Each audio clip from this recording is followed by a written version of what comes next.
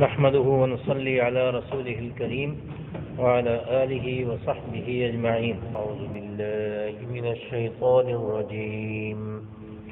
بسم الله الرحمن الرحيم. وإذ نجيناكم من آل فرعون يسومونكم سوء العذاب يذبحون أبناءكم ويستحيون نساءكم وفي ذلكم بلاء من ربكم عظيم. وإذ فرقنا بكم البحر فأنجيناكم وأغرقنا آل فرعون وأنتم تنظرون. صدق الله العظيم. وَإِذْ نَجَّيْنَاكُمْ واو کا معنی اور، اذ کا معنی ہے جب، نجیناکم، نجینا کا معنی ہے ہم نے نجات دی، کم تم کو، من آل فرعون، من کا معنی سے، آل اردو میں بھی استعمال ہوتا ہے آل، اور ابلیغ لکھ لیں پیروکار، پیروکار. فرعون کا معنی فرعون ہی لکھ لیں. یسومونکم دو لفظوں کا مجموعہ ہے. یسومون وہ تکلیف دیتے ہیں، کم کا معنی ہے تم کو یا تمہیں. سوء العذاب، سوء کا معنی برا، العذاب کا معنی عذاب. یذبحون وہ ذبح کرتے ہیں. ابناءکم دو لفظوں کا مجموعہ ہے. ابنا کا معنی بیٹے اور کم تمہارے. ویستحیون واو کا معنی اور، یستحیون وہ زندہ چھوڑتے ہیں.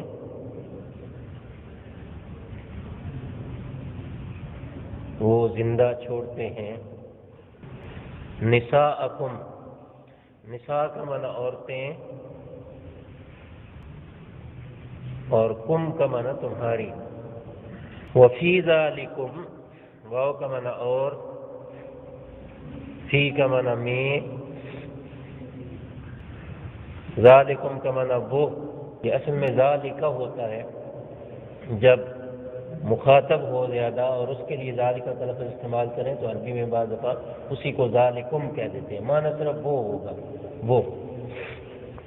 بلاء آزمائش. من کا معنی سے، ربکم دو لفظوں کا مجموعہ ہے.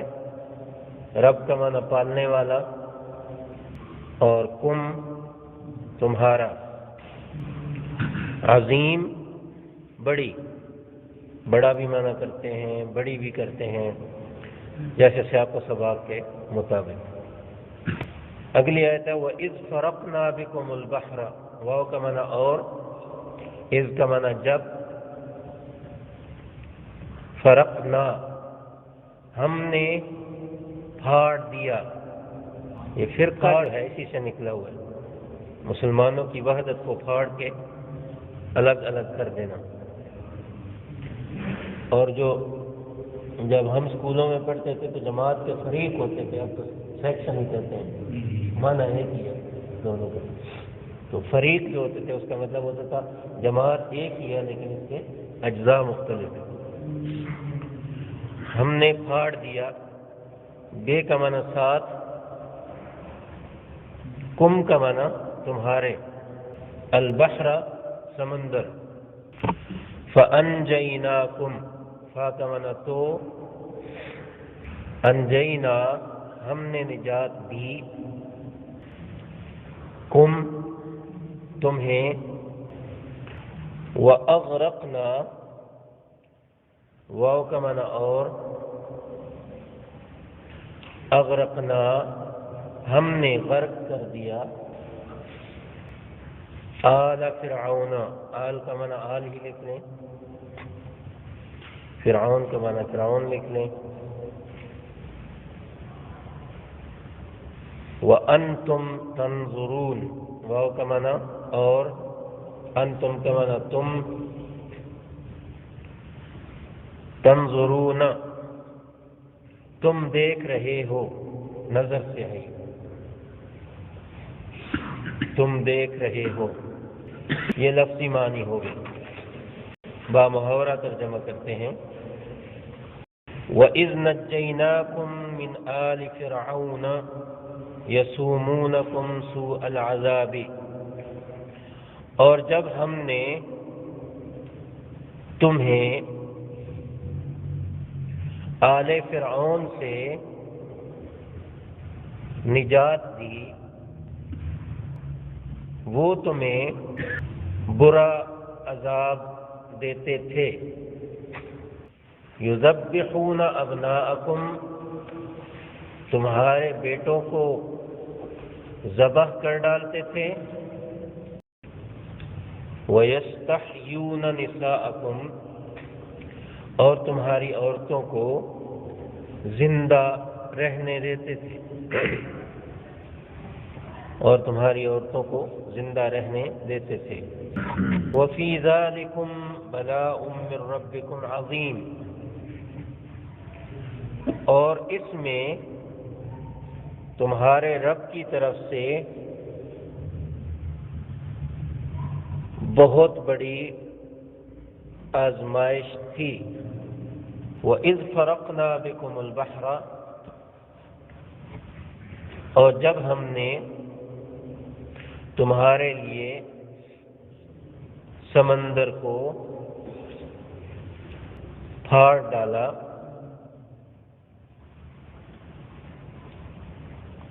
فَأَنْجَيْنَاكُمْ، تو تمہیں نجات دے دی، وَأَغْرَقْنَا آلَ فِرْعَوْنَ، اور آل فرعون کو غرق کر دیا، اور آل فرعون کو غرق کر دیا، وَأَنْتُمْ تَنْظُرُونَ، اور تم دیکھ رہے تھے۔ یہ ترجمہ ہو گیا جی۔ یہ جس کو طالب علم بڑی یا بنی کہتے ہیں، یعنی دوسرا رکوع جو شروع ہوا ہے، اس سے بنی اسرائیل پر ہونے والی نعمتوں کا تذکرہ شروع ہوا۔ سب سے پہلے نعمت یہ بتائی گئی کہ وَأَنِّي فَضَّلْتُكُمْ عَلَى الْعَالَمِينَ، کہ میں نے تمہیں تمام جہان والوں پر فضیلت دی۔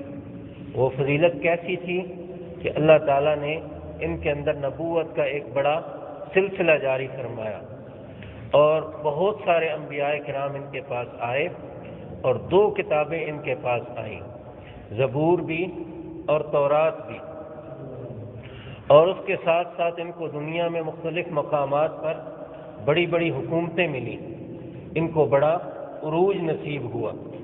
اس لحاظ سے دنیا میں کوئی قوم ان کے مقابلے کی نہیں تھی۔ دینی علم کے لحاظ سے بھی یہ سب سے آگے تھے، دنیا کے علم اور ترقی کے لحاظ سے بھی سب سے آگے تھے، اللہ تبارک و تعالیٰ کی طرف سے انعامات کے لحاظ سے بھی سب سے آگے تھے۔ لیکن انہوں نے آہستہ آہستہ اللہ تعالیٰ کے انعامات کی ناقدری کی، اور اللہ تعالیٰ کی کتابوں کو بدل ڈالا، اور انبیاء کرام کی تعلیمات کو چھوڑ دیا، جسے اللہ تعالیٰ نے دوسرے مقام پر یوں بیان فرمایا، ثم قست قلوبکم من بعد ذلک، پھر جب انبیاء کرام کے زمانے سے تم دور ہوتے چلے گئے تو تمہارے دل سخت ہو گئے، اور ایسے سخت ہوئے وَهِيَ كَالْحِجَارَةِ أَوْ أَشَدُّ قَسْوَةً، کہ وہ پتھروں کی طرح ہو گئے یا ان سے بھی زیادہ سخت ہو گئے۔ پتھروں سے سخت چیز کیسے ہوتی ہے؟ دنیا میں تو کہتے ہیں فلاں پتھر دل ہو گیا ہے، یعنی پتھر سے سخت کوئی چیز نظر نہیں آتی۔ اللہ تعالیٰ نے بتایا کہ ان کے دل پتھروں سے بھی زیادہ سخت ہو گئے تھے، وہ اس طرح کہ وَإِنَّ مِنَ الْحِجَارَةِ لَمَا يَتَفَجَّرُ مِنْهُ الْأَنْهَارُ، بہت سارے پتھر ایسے ہوتے ہیں جن کے اندر سے نہریں پھوٹتی ہیں۔ اب پہاڑوں کے اندر سے جو چشمے نکلتے ہیں کہاں سے نکلتے ہیں؟ پتھروں کے اندر سے نکلتے ہیں. پتھر پھٹتا ہے اس کے اندر سے چشمہ نکل آتا ہے، پھر اسی سے نہریں اور اسی سے دریا بنتے ہیں. نہر عربی میں دریا کو کہتے ہیں. وَإِنَّ مِنْهَا لَمَا يَهْبِطُ مِنْ خَشْيَةِ اللَّهِ، اور کئی پتھر ایسے ہوتے ہیں جو اللہ کے خوف سے گر پڑتے ہیں. پہاڑ ہلتا ہے، بڑی بڑی چٹانیں گر پڑتی ہیں. قرآن نے اس کو کیا بتایا؟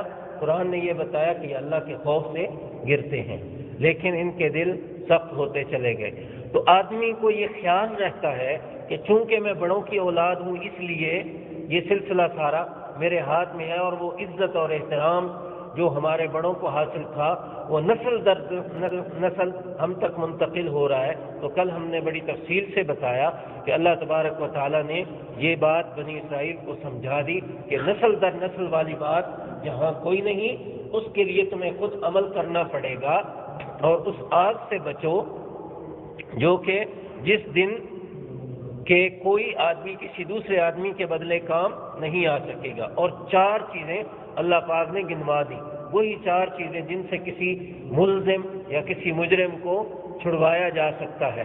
پہلی چیز کون سی؟ مقدمہ اس سے ہٹا کے کسی اور پر ڈال دیا جائے. دوسری چیز یہ کہ کوئی بڑی سفارش آ جائے. اور تیسری چیز کون سی؟ کہ کچھ پیسہ لے دے کے اس کو چھڑا لیا جائے. اور چوتھی چیز یہ کہ کوئی اور طاقت والا آ کے زبردستی اس کو چھڑوا کے لے جائے. اللہ تعالیٰ نے فرمایا ان میں سے کچھ بھی قیامت کے دن کام نہیں آئے گا، اس لیے اپنے نسب کو لے کر نہ بیٹھے رہنا. یہ پہلی نعمت تھی. کل جو آیات ہم نے بیان کی ان میں صرف یہ باتیں تھیں کہ شفاعت بھی نہیں ہوگی، بدلہ بھی نہیں ہوگا، اور طاقت سے بھی کوئی نہیں چھڑا سکے گا، اس کا مقدمہ بھی کسی اور کے اوپر نہیں پڑے گا. یہاں ایک سوال پیدا ہوتا ہے کہ جی ہم نے تو سن رکھا تھا کہ نبی صلی اللہ علیہ وسلم بھی سفارش کریں گے، حافظ بھی سفارش کریں گے، نیک لوگ بھی سفارش کریں گے. ہاں ضرور سفارش کریں گے، لیکن قرآن مجید میں اس کا کلیہ بیان فرمایا گیا. آیت الکرسی ہم پڑھتے ہیں نا، آیت الکرسی میں فرمایا من ذا الذی یشفع عندہ الا باذنہ، کون ہے وہ جو اللہ کے دربار میں سفارش کرے اس کی اجازت کے بغیر. اللہ پاک اجازت دیں گے، کیٹیگریز بتائیں گے کہ فلاں فلاں قسم کے لوگ سفارش کر سکتے ہیں، اور کون ایسا ہے جس کے لیے سفارش کارآمد ہو سکتی ہے. مثال کے طور پہ اسکول کالج میں ہم پڑھاتے ہیں تو جس بچے نے بالکل 0 لیا ہوا ہو اس کو سفارش کیا کام آئے گی؟ ایک آدھ نمبر اس کا کم ہو تو چلے سارے مل کے میٹنگ بھی کریں اور کہیں کہ جن کے 1 1 2 2 نمبر کم ہیں ان کو ذرا زیادہ دے دیے جائیں اور ان کو پاس کر دیا جائے. ان کو گریس مارکس کہتے ہیں. گریس مارکس کی گنجائش کہاں ہوتی؟ جہاں تھوڑی سی گنجائش موجود ہو، اور جہاں بالکل صفایا ہو وہاں پہ سفارش نہیں ہوا کرتی. قیامت کے دن نبی علیہ الصلوۃ والسلام بھی فرمائیں گے اے میرے اللہ یا رب ان قوم اتخذوا هذا القرآن مہجورا، میری اس قوم نے قرآن کو چھوڑ دیا تھا. گویا کہ نبی صلی اللہ علیہ وسلم سفارش کی بجائے بعض لوگوں کی شکایت کر رہے ہوں گے. اگر نبی صلی اللہ علیہ وسلم شکایت کریں گے تو پھر کون بچ سکے گا وہاں سے؟ اسی طریقے سے احادیث میں اس کی تفصیل آتی ہے. تو ذہن میں یہ رکھنا چاہیے کہ اپنی مرضی سے سفارش کوئی نہیں کر سکے گا، جس کو اللہ پاک اجازت دیں گے اور جو کیٹیگریز مقرر فرمائی جائیں گی ان کے لیے سفارش ہوگی. اللہ کرے ہم بھی اس میں کہیں آ جائیں، اور توقع رکھنی چاہیے، انشاءاللہ ضرور آئیں گے. اب آج کی آیات میں دوسری نعمت بتائی گئی ہے. دوسری نعمت یہ ہے وَإِذْ نَجَّيْنَاكُمْ مِنْ آلِ فِرْعَوْنَ يَسُومُونَكُمْ سُوءَ الْعَذَابِ.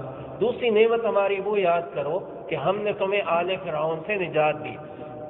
فرعون کسی آدمی کا نام نہیں ہے. فرعون مصر کے بادشاہوں کو کہا جاتا تھا، جس طرح کے اور ملکوں کے بادشاہوں کے اپنے اپنے لقب ہوتے ہیں. تو مصر کا جو بادشاہ ہوتا تھا اس کا لقب فرعون ہوتا تھا. فرعون ایک نہیں بہت سارے تھے، ایک پورا تسلسل تھا. اس دور کا جو فرعون تھا، مصر کا بادشاہ تھا، اس کا نام تھا رعمسیس الثانی.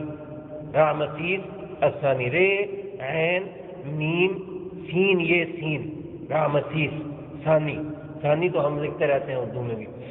اس کا یہ نام تھا. اب بھی اس کی لاش کہاں محفوظ ہے؟ مصر کے میوزیم میں موجود ہے، اور وہاں پہ ٹکٹ دے کے تو اس کو دیکھنے کے لیے لوگ جاتے ہیں۔ وہ لاش کہاں سے آ گئی؟ اللہ تبارک و تعالیٰ نے اور مقام پر اس کی وضاحت بیان فرمائی۔ بنی اسرائیل کو مصر میں کیسے نجات دی؟ حالانکہ حضرت ابراہیم علیہ السلام تو کہاں رہتے تھے؟ ان کی پیدائش ہوئی حران میں۔ حران جو ہے وہ ترکی کا ایک شہر ہے، پہلے کبھی کبھار وہ عراق میں ہوا کرتا تھا، تو عراق کے علاقے میں حضرت ابراہیم علیہ السلام کی پیدائش ہوئی۔ یہ حران شہر جو ہے ان کے چچا جان جن کا نام ہاران تھا انہوں نے آباد کیا تھا، اور اسی نام سے یہ مشہور ہوا۔ بعد میں جب عربی میں آیا تو حران بن گیا۔ امام ابن تیمیہ ایک مشہور دینی شخصیت ہیں، بہت بڑے علامہ شیخ الاسلام ان کو کہا جاتا ہے، وہ بھی حران میں پیدا ہوئے، وہیں کے رہنے والے تھے۔ پھر چلتے چلاتے حضرت ابراہیم علیہ السلام مکہ مکرمہ میں بھی آئے، شام میں بھی رہے، اور ان کا انتقال کہاں ہوا؟ فلسطین میں ہوا، جہاں پہ الخلیل ان کے نام سے اب بھی شہر بستا ہے، جہاں حضرت ابراہیم علیہ السلام کا انتقال ہوا۔ تو مصر میں وہ کیسے پہنچ گئے؟ تو آپ حضرات اگر سورہ یوسف کو ذرا ذہن میں لائیں تو ہمیں پتہ چلتا ہے کہ حضرت یوسف علیہ السلام کے دور میں بنی اسرائیل کو مصر آنے کا موقع ملا، اور وہ کس طریقے سے؟ آپ حضرات نے بڑے تفصیل سے اس واقعہ کو سنا ہوا ہے کہ سیدنا یوسف علیہ السلام کے بھائی جو ہیں ان کو لے کر گئے تھے، ان کے ساتھ حسد کرتے تھے۔ کہتے ہیں کہ یہ جو سوتیلا پن جو ہوتا ہے یہ بھی بڑی بری چیز ہوتی ہے، انبیاء کے گھروں میں بھی اپنا رنگ یہ دکھا جاتا ہے۔ تو حضرت یعقوب علیہ السلام کے بیٹے جو تھے وہ دو بیویوں میں سے الگ الگ تھے، تو ان کو آپس میں ایک دوسرے کے ساتھ کیا ہوتی تھی؟ دشمنی رہتی تھی۔ سیدنا یوسف علیہ السلام اور سیدنا بنیامین علیہ السلام، یہ جو ہیں یہ دو بھائی تھے دوسری بیوی سے، اور پہلے بھائی جو ہے بہت ساری ایک بڑی تعداد 12 بیٹے حضرت یعقوب علیہ السلام کے، وہ کیا تھے؟ پہلی بیوی میں سے تھے۔ تو ان کو خیال ہوا کہ ہمارے ابا جان تو ہر وقت یوسف یوسف کرتے رہتے ہیں، تو اس طریقے سے وہ نکال کر وہاں سے لے آئے کہ ہم ان کو سیر کروائیں گے، اور بچہ ہے اور یہ چلے گا پھرے گا، صحت اچھی ہوگی، اور جس طریقے سے لوگ کہا کرتے ہیں، اور سازش کر کے ان کو لا کے کنویں میں ڈال دیا۔ اللہ پاک نے ان کے مقدر میں کچھ اور ہی رکھا ہوا تھا، تو اس کنویں سے نکال کے اللہ پاک نے ان کو کہاں پہنچایا؟ مصر پہنچا دیا، اور وہاں پہ پھر مصر کے وزیر خزانہ بنے، اور اس کے بعد مصر کی حکومت مصر کے ایک حصے کی حکومت جو ہے وہ حضرت یوسف علیہ السلام کو ملی۔ حضرت یوسف علیہ السلام کا واقعہ آپ حضرات نے سنا، اور اس کے بعد یہ بھی آپ کو یاد ہوگا کہ حضرت یوسف علیہ السلام نے پھر اپنے والدین کو بھی وہیں بلا لیا تھا، اور پوری فیملی وہاں آ کے آباد ہو گئی تھی۔ اس وقت سے بنی اسرائیل جو ہے یہاں پہ پھلنا پھولنا شروع ہوئے، اور 400 سال گزر گئے۔ اس فرعون کے وقت تک 400 سال ان کو گزر چکے تھے، اور بنی اسرائیل بہت زیادہ یہاں پھلے پھولے تھے، اور ان کی حکومتیں قائم ہوئی تھیں، اور اب آ کے پھر ان کا زوال شروع ہو چکا تھا، اور فرعون جو ہے پورے کے پورے مصر پر غالب تھا۔ فرعون کو کسی نے پھر ذہن میں ڈال دی کہ یہ لوگ جو ہیں یہ پھر سے تمہارے ملک پر قابض ہو جائیں گے، تو اس نے یہ کارنامہ کیا۔ کیا کارنامہ کیا؟ کہ یذبحون ابناءکم، جو بیٹا پیدا ہوتا کسی کا اس کو ذبح کروا دیا کرتا تھا، اور بچی پیدا ہوتی تو اس کو زندہ رہنے دیا کرتا تھا۔ پھر ان کی بچیوں سے وہ اپنے گھروں میں کام لیتے تھے، ان کو ذلیل اور رسوا کیا کرتے تھے۔ بنی اسرائیل مغلوب قوم بن کر رہ گئی۔ ایک وقت تھا کہ یوسف علیہ السلام کے وقت میں معزز اور محترم قوم بن کر آئے تھے، لیکن دین سے دور ہونے کی وجہ سے ان کا یہ حال ہو گیا کہ فرعون کا یہاں غلبہ ہو گیا۔ پھر جب سیدنا موسیٰ علیہ السلام کو اللہ پاک نے بھیج دیا، اور فرعون کی پوری کوشش کے باوجود وہ پیدا بھی ہوئے اور پلتے بھی رہے، اور کہاں پلے؟ اپنی والدہ کے پاس نہیں، بلکہ فرعون کے اپنے ہی دربار میں پلتے رہے۔ اور قرآن مجید کا مطالعہ کرنے سے ہمیں معلوم ہوتا ہے کہ اللہ تبارک و تعالیٰ نے حضرت موسیٰ علیہ السلام کی والدہ ہی کو ان کی دائی مقرر کروایا، گویا کہ وہ اپنے بیٹے کو دودھ پلا رہی تھیں، اسی کو پال رہی تھیں، اور اس کی تنخواہ بھی وصول کر رہی تھیں، اور فرعون کہہ رہا تھا یہ ہمارا بیٹا ہے، اس کو آپ ہمیں پال کر دیں۔ تو اللہ تعالیٰ نے کرم فرمایا، حضرت موسیٰ علیہ السلام جوان ہو گئے، پھر ان کو نبوت ملی، پھر حضرت ہارون علیہ السلام کو ان کی مدد کے لیے ساتھ ملایا گیا، ان دونوں کو کہا گیا کہ آپ فرعون کے پاس جائیں، آپ دعوت دیں، انہوں نے دعوت دی، فرعون نے تکبر دکھایا اور اپنی حکومت جو ہے اس کی دھمکی دی کہ تمہیں پتہ نہیں میں کیا ہوں، انا ربکم الاعلی کہہ دیا۔ چلتے چلاتے یہ سارا واقعہ ہوا، اور پھر بالآخر اللہ تبارک و تعالیٰ نے موسیٰ علیہ السلام کو حکم دیا کہ آپ بنی اسرائیل کو لے کر راتوں رات ہجرت کر جائیں، یہاں سے نکل جائیں۔ مصر سے نکل کر وہ کہاں گئے؟ شام کی طرف گئے۔ تو اب ہم مختلف روایات سنتے ہیں، بعض لوگ کہتے ہیں دریائے نیل تھا جس میں سے گزرے تھے، اور بعض کہتے ہیں کہ بحیرہ قلزم تھا جس میں سے گزرے۔ اگر ہم جغرافیہ کا مطالعہ کرتے ہیں تو معلوم ہوتا ہے کہ اس سے مراد بحیرہ قلزم ہی بنتا ہے، کیونکہ مصر سے شام گئے تھے وہ، اور شام جو ہے وہ مصر سے مشرق کی طرف پڑتا ہے، اور مشرق کی طرف بحیرہ قلزم ہی آتا ہے، اور دریائے نیل نہیں آتا، وہ مغرب کی طرف آتا ہے۔ بحیرہ قلزم آج کل مشہور نہیں ہے، آج کل بحر احمر کے نام سے مشہور ہے، جس کو انگریزی والے ریڈ سی کہتے ہیں۔ اور مصر کے ساتھ اس کا ایک تنگ خلیج تھا جس کے اندر سے یہ گزرے، اور اس جگہ کو اللہ پاک نے ان کے لیے راستوں میں تقسیم فرما دیا تھا۔ اسی بات کو اللہ تعالیٰ نے یاد دلایا کہ دیکھو فرعون جیسے متکبر اور جبار سے میں نے تمہیں نجات عطا فرمائی، حالانکہ اس نے اتنا تمہیں دبا کے رکھا ہوا تھا کہ تمہارا کوئی مرد زندہ نہیں رہنے دیتا تھا، لیکن اس کے باوجود میں نے تمہارے مردوں کو پلوایا، وہاں پل کے وہ بڑے ہوئے اور وہ اس قابل ہوئے کہ وہاں سے نکل کھڑے ہوں۔ یہ جو عورتوں کو ڈھال بنانے والی بات ہوتی ہے، یہ کافروں کا پرانا شیوا ہے، اور آج کل کے دور میں بھی اسی طرح ہی چلتا ہے۔ ہم دیکھتے ہیں کہ ماضی قریب میں جو جنگ ہوئی تھی سربیا میں اور سربوں کی بوسنیا میں، اور مسلمانوں کا پورا ایک ملک تھا، جب یہود و نصارہ نے اس کو توڑنے کا فیصلہ کیا، اس کے اندر جنگ چھڑوائی، تو وہاں بوسنیا میں سربوں نے بھی یہی کام کیا، مردوں کو قتل کیا، عورتوں کو زندہ رہنے دیا، اور ان عورتوں کو جو ہے وہ مسلمانوں کے لیے آر کا سبب بنایا۔ ہم اخبارات میں پڑھتے رہے، ٹی وی میں، ریڈیو میں، ہمیں خبروں سے پتہ چلتا رہا کہ انہوں نے کیا سلسلہ کیا۔ ہم دیکھتے ہیں کہ 1400 سال میں مسلمانوں کی جہاں جہاں فتوحات ہوئی ہیں، اس طرح کا کوئی واقعہ ہمیں نہیں ملتا۔ اگر کوئی ہو تو اکا دکا لوگوں کے انفرادی واقعات ہوں گے، لیکن بحیثیت قوم مسلمان جہاں بھی گئے ہیں انہوں نے دوسری قوموں کی نسبت زیادہ شرافت کا مظاہرہ کیا ہے۔ تو فرعون سے اللہ تعالیٰ نے نجات دلوائی۔ آل فرعون کیوں فرمایا؟ آل فرعون جو ہے فرعون کے تمام ماننے والوں کو فرمایا ہے، اور مفسرین نے لکھا فرعون کی اپنی کوئی اولاد نہیں تھی، اس کے باوجود آل فرمایا۔ تو جو کسی کا ماننے والا، اس کے پیچھے چلنے والا ہوتا ہے، اس کو اس کی آل کہا جاتا ہے۔ تو یہ معنی بھی آل کا ہوتا ہے، ضروری نہیں کہ اس کے بچے پوتے ہوں تو ان کو آل کہا جائے گا، بلکہ جو جس کا فرما بردار ہو، اس کا تابع فرمان و پیروکار ہو، اس کو اس کی آل کہا جاتا ہے۔ وَفِي ذَلِكُمْ بَلَاءٌ مِّن رَّبِّكُمْ عَظِيمٌ، اور اس میں تمہارے رب کی طرف سے بہت بڑی آزمائش تھی۔ رب کی طرف سے کیسے آزمائش تھی؟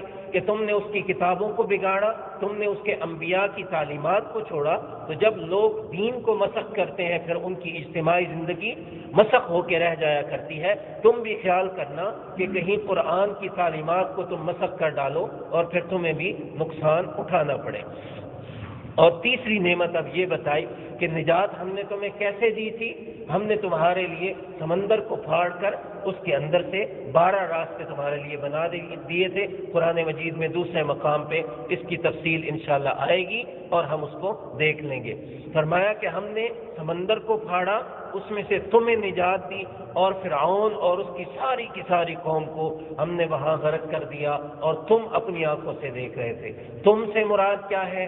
یہ خطاب تو ہو رہا ہے حضرت محمد صلی اللہ علیہ وسلم کے وقت کے یہودیوں سے، لیکن وَأَنْتُمْ اس لیے فرمایا کہ چونکہ ان کے آباء و اجداد کے سامنے یہ واقعہ ہوا تھا، اس لیے ان کو کہا کہ بحیثیت ان کا بیٹا اور اولاد ہونے کے دیکھ لو کہ ان کی نظروں کے سامنے ہم نے فرعون کو غرق کیا، گویا کہ تمہاری ہی نظروں کے سامنے غرق کیا۔ جب اللہ اپنے بندوں کو بچانے پہ آتے ہیں تو اس طریقے سے راستے نکال دیتے ہیں اور بندے کو کوئی فکر کرنے کی ضرورت نہیں پڑتی۔ اس لیے دین پر ثابت قدمی جو ہے اس میں بڑی برکت ہے۔ اللہ تعالی ہمیں عمل کی توفیق عطا فرمائے۔